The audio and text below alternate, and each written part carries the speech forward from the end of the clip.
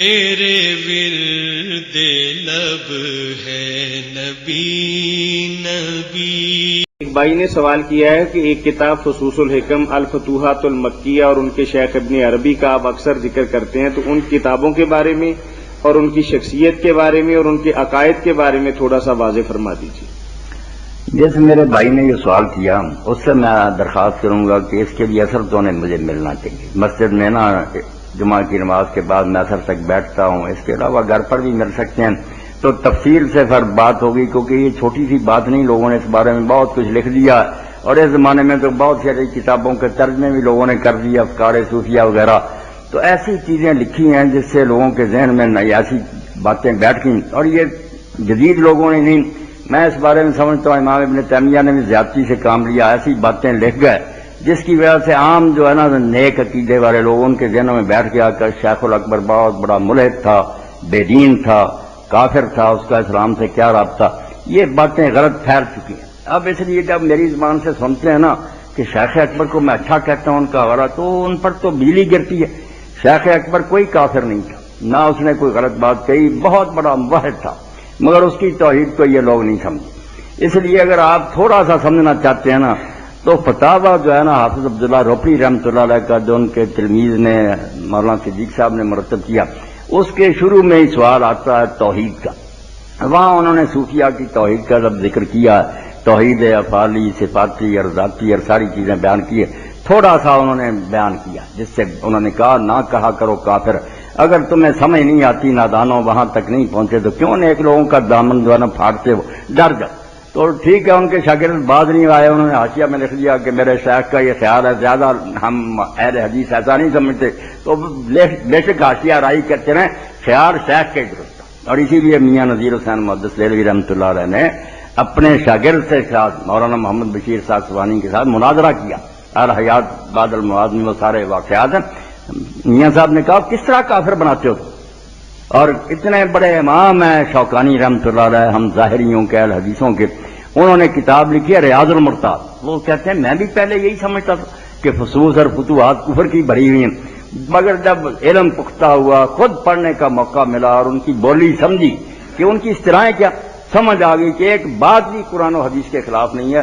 لوگ سمجھنے کی کوشش نہیں کرتے، اگر نہیں سمجھ سکتے تو کس نے جج مقرر کیا کہ یہ ان کی جنت دوزخ کا فیصلہ کرے، آرام سے بیٹھے۔ جس بات پر آپ لوگوں کو اعتراض آئے میں بتا دوں گا کہ وہ غریب کیا کہتا۔ آپ اگر کسی کی اصطلاح نہیں سمجھتے تو آپ کو کوئی حق نہیں کہ اس پر اعتراض کریں۔ ہر فن کی اصطلاحیں، فقہ کی اپنی ہے، حدیث کی، جو وہ بولی نہیں جانتا، کبوتر بازوں کی اپنی بولی یا شطرنج بازوں کی، جو پاس بیٹھ جائے اگر وہ نہیں جانتا ان کی بولی، وہ نہیں سمجھے گا یہ کیا کرے۔ صوفیہ کی بھی اصطلاحیں، اللہ کے بندے، شیخ اکبر اور فتوحات فصوص میں سنی سنائی باتیں نہیں کرتا، میرے کتب خانے میں وہ پڑھتا ہوں، ان کو دیکھتا ہوں۔ کال لے لیں۔ بہرحال یہ مباحث ہیں اس آیت مبارکہ سے متعلق، اور میں نے آپ کے سامنے ساری بات رکھ دی۔ نہ میں کسی کا مبلغ ہوں، نہ یہ دینی مسئلہ ہے، یہ فلسفے کا مسئلہ ہے۔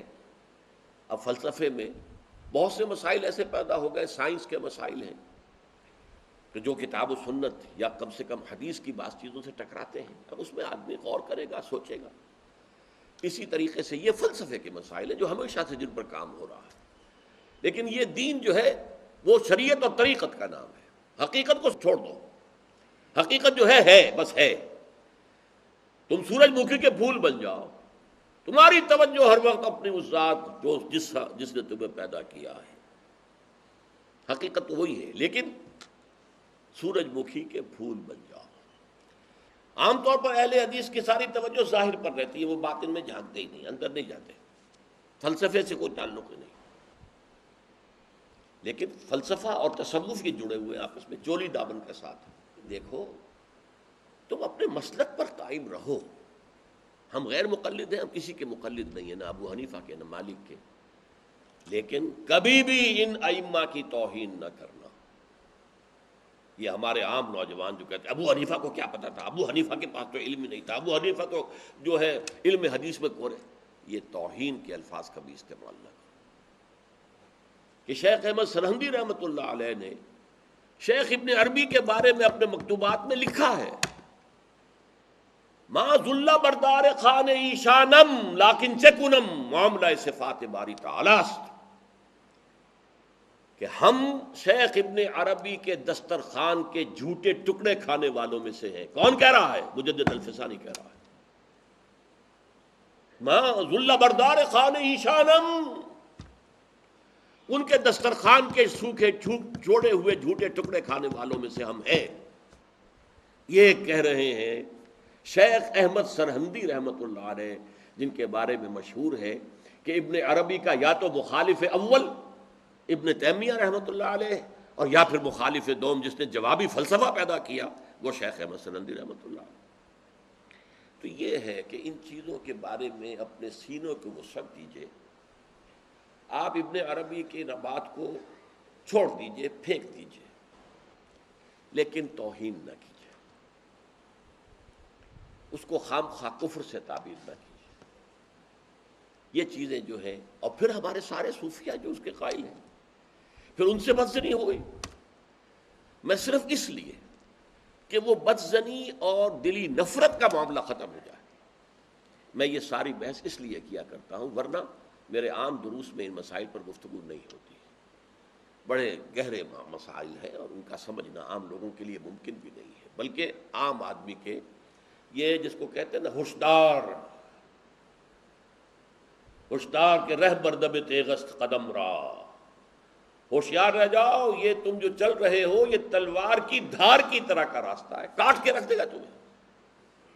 جیسے ہم کہتے ہیں پل صراط جو ہے وہ بال سے زیادہ باریک ہوگا اور تلوار کی دھار سے زیادہ تیز ہوگا، جس پر سے گزرنا ہے قیامت میں، یہ کہاوت ہے۔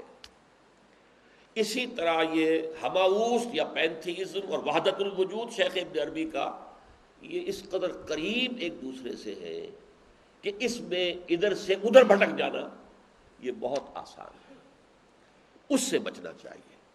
پینتھیزم میں یہ کائنات حقیقی ہے اور خود خدا ہے، وحدت الوجود میں ایسنس جو ہے وجود وہ تو ہے بسیط کس کائنات کا اور اللہ کا، لیکن جب ہم نے کوئی معین شکل اختیار کر لی، یہ ایٹمز ایک خاص شکل میں جمع ہو گئے تو ان کی صورت بن گئی ہے، وہی ایٹم کوئی خاص شکل میں جمع ہو گئے تو میری صورت بن گئی ہے۔ اب میں اس سے غیر ہوں، یہ مجھ سے غیر ہے، وہ علیحدہ وجود کے حامل ہے۔ میرے ورد لب ہے نبی نبی،